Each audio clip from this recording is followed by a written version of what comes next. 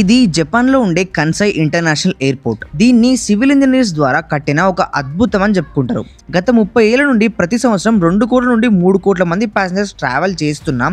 అందులో ఉండే వాళ్ళని సేఫ్ గా తీసుకెళ్తూ ఎలాంటి చెక్కు చెదరకుండా one of the safest airport experience ఇస్తుంది. కన్సై ఎయిర్పోర్ట్ సముద్రంలో కట్టిన మొట్టమొదటి ఎయిర్పోర్ట్. దీనికి వరల్డ్ లోనే లాంగెస్ట్ టర్మినల్ బిల్డింగ్ కట్టారు. ఏరోప్లేన్స్ ల్యాండ్ అవ్వడానికి 1.7 కిలోమీటర్స్ లెంత్ ఉన్న టర్మినల్ దీంట్లో ఉంది. అండ్ ఇది స్టార్ట్ చేసినప్పటి నుండి ఇప్పటి వరకు ఒక్క సింగిల్ బ్యాగ్ కూడా మిస్ అవ్వకుండా ఏ ఎయిర్పోర్ట్ అచీవ్ చేయని స్కై ట్రాక్స్ అనే అవార్డ్ ని 8 సార్లు గెలుచుకుంది. ఇన్నేళ్ళు బానే ఉన్న ఈ ఎయిర్పోర్ట్ కి సడన్ గా ఏమైంది? $40 బిలియన్ ఖర్చు పెట్టి కట్టిన ఈ ఎయిర్పోర్ట్ ప్రతి సంవత్సరం చిన్నగా మునిగిపోతూ ఉంది. కానీ ఇదే టైంలో చాలా మందికి వస్తున్న డౌట్, సివిల్ ఇంజనీర్స్ అంత రిస్క్ చేసి కట్టిన ఎయిర్పోర్ట్ ఎందుకు వాళ్ళు అనుకున్న విధంగా నిర్మించబడలేదు? అసలు ఇంత పెద్ద సముద్రంలో ఇలాంటి ఎయిర్పోర్ట్ కట్టడానికి గల మెయిన్ రీజన్ ఏంటిది? జపాన్ లో తరచుగా వచ్చే భూకంపాలను ఇది ఎలా ఎదుర్కొంటూ వస్తుంది? దానివల్ల ఫ్యూచర్ లో ఇంకేమైనా ప్రమాదాలు జరిగే ఛాన్సెస్ ఉన్నాయా? కన్సై ఇంటర్నేషనల్ ఎయిర్పోర్ట్ కి సంబంధించిన ఇంపార్టెంట్ విషయాలను ఈ వీడియోలో తెలుసుకుందాం. ప్రజెంట్ జనరేషన్ లో నీళ్ళలో ఎయిర్పోర్ట్ బిల్డ్ చేయడం అనేది ఒక కామన్ థింగ్ అయిపోయింది. బట్ 30 ఏళ్ల ముందు ఇలాంటి ఒక ఎయిర్పోర్ట్ కట్టొచ్చు అని చెప్పి ఊహించడం కూడా చాలా రేర్. అది కూడా ఎప్పుడూ భూకంపాలతో నిండిపోయి ఉన్న జపాన్ లో కట్టాలి అనుకోవడం అనేది కంప్లీట్లీ ఒక రిస్కీ థింగ్. బట్ అదే టైంలో ఒసాకా కన్సై ఇంటర్నేషనల్ ఎయిర్పోర్ట్ నిర్మాణం అనేది స్టార్ట్ అయింది. 1987లో ఈ ఎయిర్పోర్ట్ కి పునాది పడి దాన్ని కట్టడం స్టార్ట్ చేశారు. అలా 20 ఏళ్ల ప్లానింగ్, 7 ఏళ్ల కన్స్ట్రక్షన్ అండ్ ఇది ఓపెన్ అయినప్పుడు సివిల్ ఇంజనీర్స్ ప్రాజెక్ట్స్ లోనే one of the most expensive project అయిపోయింది. 1994లోనే $14 బిలియన్ కన్స్ట్రక్షన్ కోసం ఖర్చు అయింది. ప్రజెంట్ ఇన్ఫ్లేషన్ బట్టి చూస్తే $40 బిలియన్ అంటే 3,42,000 కోట్ల రూపాయల ప్రాజెక్ట్. కేవలం ఈ సముద్రం నుండి మెయిన్ ల్యాండ్ దగ్గరకు వచ్చే ఎయిర్పోర్ట్ బ్రిడ్జ్ ని కట్టడానికే 8,000 కోట్ల వరకు ఖర్చయింది. బట్ ఇదంతా ఎందుకు? సెకండ్ వరల్డ్ వార్ తర్వాత జపాన్ ఫాస్ట్ గా గ్రో అవ్వడానికి పునాది వేసింది. అమెరికాతో జపాన్ అగ్రిమెంట్ జరిగిన తర్వాత జపాన్ కి ఎలాంటి ఆర్మీ సపోర్ట్ కావాలన్నా అమెరికా చూసుకుంటా అని చెప్పేసరికి వీళ్ళు కంప్లీట్ ఫోకస్ కంట్రీ డెవలప్మెంట్ మీదనే పెట్టేశారు. అలా 1968 వచ్చేసరికి ఇది వరల్డ్ లోనే సెకండ్ బిగ్గెస్ట్ ఎకానమీ అయిపోయింది. దాంట్లో మేజర్ రోల్ ఇన్ఫ్రాస్ట్రక్చర్దే. ఇది 1960s లో ఉండే ఒసాకా సిటీ. ఇక్కడ మనం చూసుకుంటే ఈ ఎయిర్పోర్ట్ చుట్టూ ఒక పెద్ద సిటీ బిల్డ్ అయిపోయింది.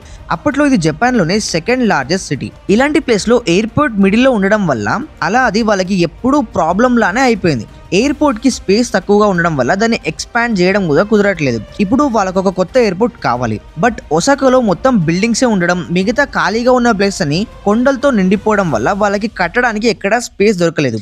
అలా 1970s వచ్చేసరికి 4 సిటీస్ లో ఫ్యూచర్ ఎయిర్పోర్ట్ ని కట్టడానికి వాళ్ళు అనుకూలంగా ఉంది అని చెప్పేసి ఫిక్స్ అయ్యారు. అందులో ఉండే 3 ప్లేస్ అనేవి సముద్రం మధ్యలోనే కట్టాలి. బట్ ఇక్కడ మెయిన్ క్వశ్చన్ ఏంటంటే, ఎలా ఇంత పెద్ద నిర్మాణాన్ని అక్కడ కట్టగలం? ఈ అంబిషియస్ మెగా ప్రాజెక్ట్ కట్టడం అనేది ఇంజనీర్స్ కి చాలా పెద్ద టాస్క్. అండ్ ఇది కట్టే ముందు కొన్ని ఏళ్లకి ఇది ఎలా అయినా స్ట్రింక్ అవుతుందని చెప్పేసి వాళ్ళు ఎక్స్పెక్ట్ చేస్తూనే కట్టడం మొదలుపెట్టారు. బట్ ఇక్కడ వచ్చే మెయిన్ ఛాలెంజ్ ఏంటిదంటే, సముద్రం కింద ఉండే ఈ సీ బెడ్ ని స్ట్రాంగ్ గా తయారు చేసి ఆ ఎయిర్పోర్ట్ గట్టిగా ఉండే విధంగా ఒక ఫౌండేషన్ క్రియేట్ చేయాలి. అందుకని వీళ్ళు డిఫరెంట్ మెథడ్స్ ట్రై చేస్తూ ఫైనల్ గా ఒకటి ఫిక్స్ అయ్యారు. ముందు ఎయిర్పోర్ట్ కట్టే కింద ఉండే సముద్రం మట్టి లోపల ఇలా శాండ్ లేయర్స్ వేసి దాని బేస్ మొత్తం ఈ సముద్రపు అలలకి కదలకుండా స్ట్రాంగ్ గా చేసారు. నెక్స్ట్ దానిపైన ఒక స్పాంజ్ లాగా పనిచేసే ఆల్వియల్ క్లేని యూజ్ చేశారు.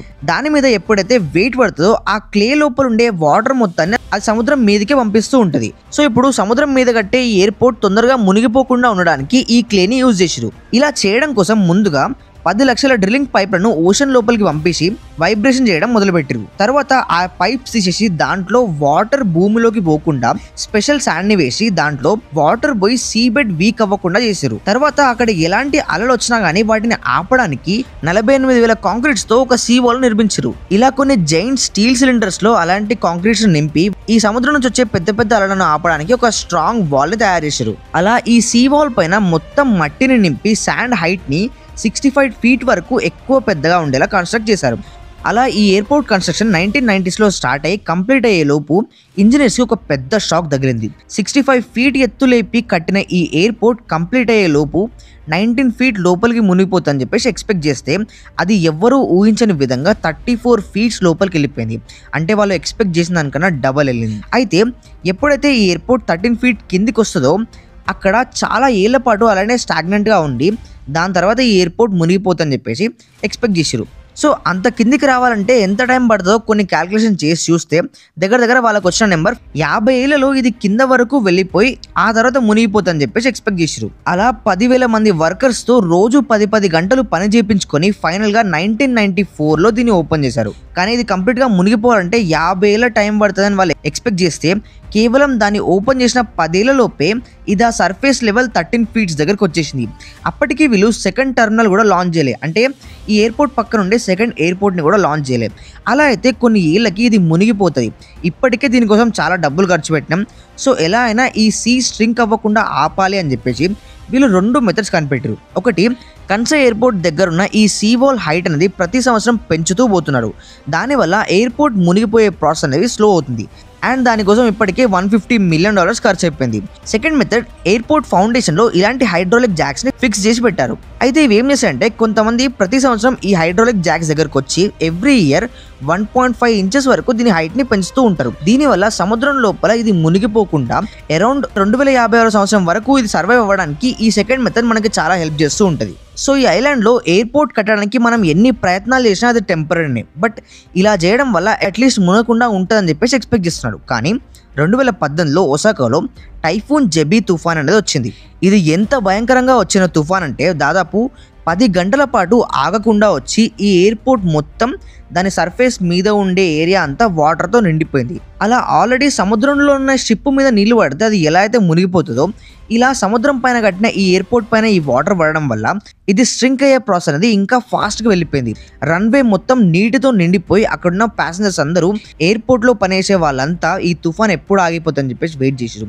ఒక బిజినెస్ మ్యాన్ పర్స్పెక్టివ్లో దీన్ని చూస్తే ఒక కన్స్ట్రక్షన్ మనం కట్టిన తర్వాత దాని నుంచి మనకి రిటర్న్స్ రావాలి. కానీ ఇది కట్టినప్పటి నుంచి వీళ్ళకి వాళ్ళ జేబులో నుంచి పైసలు పెట్టడమే తప్ప వాళ్ళకి రూపాయి కూడా ప్రాఫిట్ వస్తలేదు.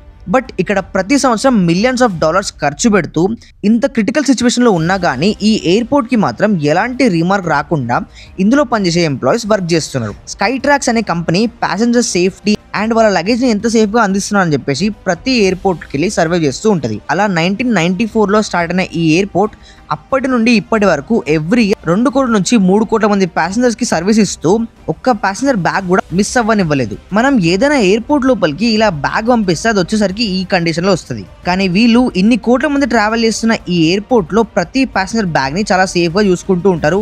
అండ్ మనం ఎయిర్పోర్ట్ నుంచి దిగిన 15 మినిట్స్ లోపే మన లగేజ్ మన దగ్గరకు వచ్చేస్తుంది. అందుకే ఏ ఎయిర్పోర్ట్కి పెద్దగా ఇవ్వని, అందుకే వీళ్ళకి ఏకంగా 8 సార్లు world's best airport for baggage delivery అని చెప్పేసి అవార్డులను గెలుచుకుంది. ఇలా ఎయిర్పోర్ట్ కస్టమర్స్ని ఎంత బాగా చూసుకున్నా కానీ ఇంకొన్నేళ్లలో ఇది మునిగిపోబోతుంది. బట్ అప్పటి వరకు ఏం కొత్త టెక్నాలజీ వచ్చి ఏం చేంజ్ చేస్తారో మనకి ఫ్యూచర్లో తెలుస్తుంది. సో ఫ్రెండ్స్, ఇది వీడియో ఇన్ఫర్మేటివ్గా అనిపిస్తే వీడియోని లైక్ చేయండి, షేర్ చేయండి. మరిన్ని ఇలాంటి వీడియోస్ కోసం మన ఛానల్ సబ్స్క్రైబ్ చేసుకోండి. See you in the next video and thank you for watching. This is Sai Vardhan signing of.